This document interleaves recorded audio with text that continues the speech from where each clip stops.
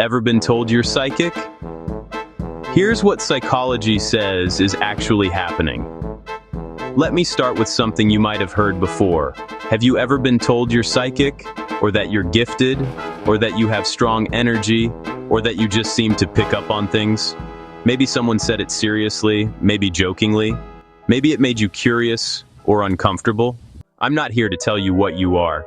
I'm here to explain why people keep reaching for that language and what psychology and neuroscience say is happening underneath it. Because long before brain scans existed, humans used myth, religion, and symbolism to describe certain cognitive styles. Ancient Egypt didn't talk about neural networks. They talked about inner sight and perception beyond the obvious. Different language, same human experience. So, let me ask you something. Do you notice things other people don't? Not because you're trying to, but because they just register? Shifts in mood, timing, subtle changes in people, patterns across events. In modern psychology, this is called pattern recognition and salience detection. Neuroscientists Rex Jung and Richard Heyer, in a major 2007 review published in Behavioral and Brain Sciences, showed that higher-level reasoning relies on distributed brain networks that specialize in detecting structure and relationships, not just raw information. In older cultures, that sensitivity got called intuition. Now it gets studied. Have you ever felt like you knew how something would play out, and only later realized you had already processed the evidence? That's not magic. That's predictive processing. Cognitive scientist Andy Clark, writing in Behavioral and Brain Sciences in 2013, describes the brain as a prediction machine, constantly forecasting outcomes based on memory, emotion, and context. Some brains do this lightly, others do it deeply.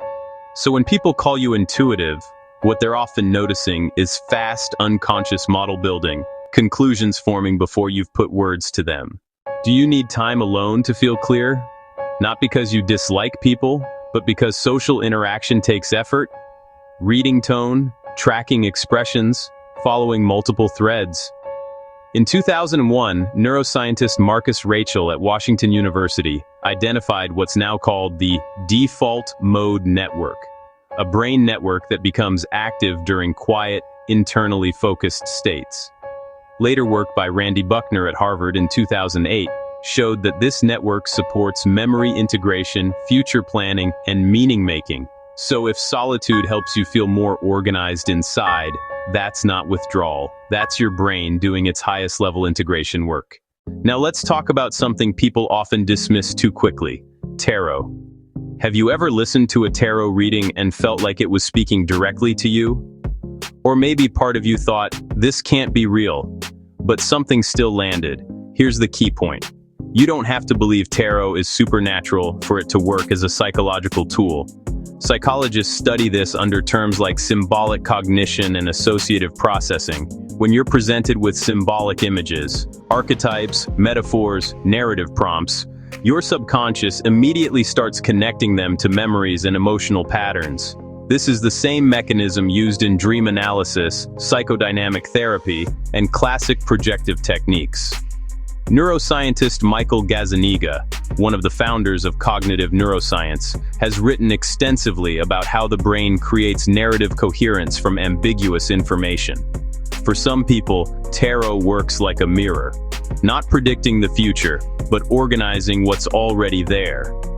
That's why two people can hear the same reading and walk away with completely different insights. Their brains are doing different work. Ancient cultures called this divination. Modern psychology calls it meaning-making through symbolic integration.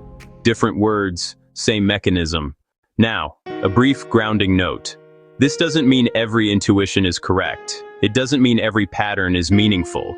And it doesn't mean decisions should be handed over to cards or signs. But it does explain why symbolic systems resonate so strongly with certain minds. Some brains are especially good at pulling coherence out of ambiguity.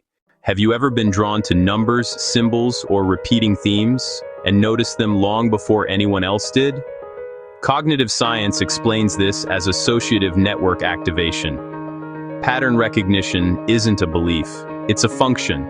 And for some minds, it's always running. Do you learn in spirals instead of straight lines? You start with one question, follow threads, then suddenly everything clicks. In 2014, researchers Matthias Gruber and Charan Ranganath at UC Davis published a study in neurons showing that curiosity activates dopamine circuits and the hippocampus, significantly improving learning and memory. So if you fall down rabbit holes and come back with clarity, that's not distraction. That's curiosity-driven learning, backed by brain data. Have people ever said your humor goes over their heads?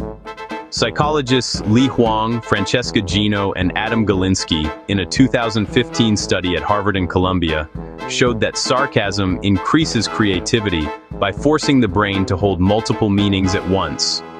Layered humor isn't immaturity, it's abstract thinking. And finally, rest.